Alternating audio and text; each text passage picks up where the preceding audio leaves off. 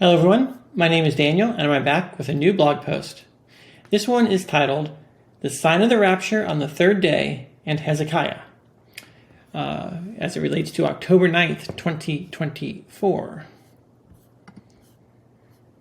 And this was based on a verse that I was reading. I was searching for every verse in the Bible that mentioned the third day. And I came across this. What shall be the sign that I shall go up into the house of the Lord on the third day? And I thought, that's like, what shall be the sign of the rapture on the third day? So I figured I'd investigate the context a little bit more, and I found an amazing connection to the Wonders in Heaven sign from October 9th. If you haven't seen this, then you need to check it out. The sun, moon, and every planet you can see with your eyes are in precise locations as described by the book of Revelation and other verses throughout Scripture. So, and on the precise day that Scripture tells us to look for it. So check that out for more on that, because that will give you background onto the significance of the sign I am going to present today. So in 2 Kings verse 20, Hezekiah said unto Isaiah, What shall be the sign that the Lord will heal me, and that I shall go up into the house of the Lord on the third day? So this just popped out at me because Hosea says that we will rise up on the third day. Right? After 2 days, he will revive us, and the third day he will rise us up, and we shall live in his sight for the millennial reign. That's in Hosea 6:2. After 6 days and after 2 days.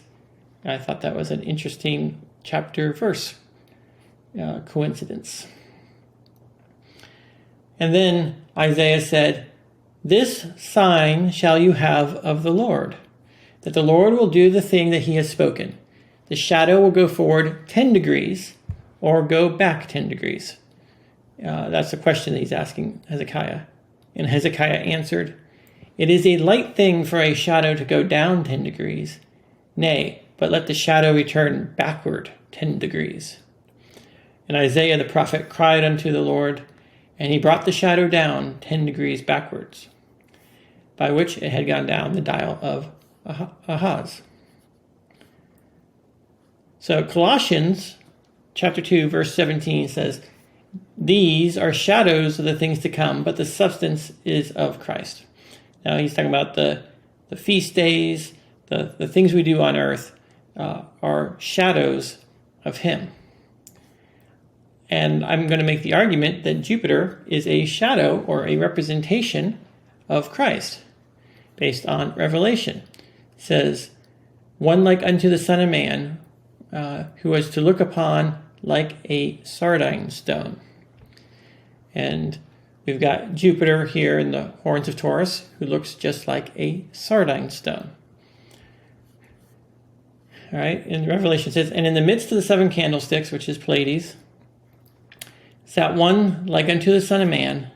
A throne or a place was set in heaven or the sky, and one sat on the throne or in the place, and he that sat was to look upon like a jasper and a sardine stone.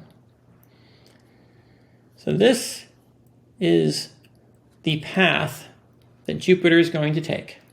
Now, on October 9th, 2024, Jupiter stands still, perfectly still, for about half an hour, half a day in space. It doesn't move even a single degree second.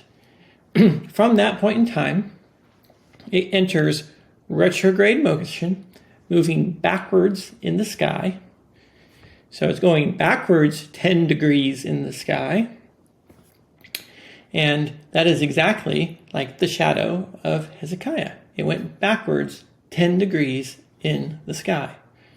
So the lines you see on here are approximately 1 degree each.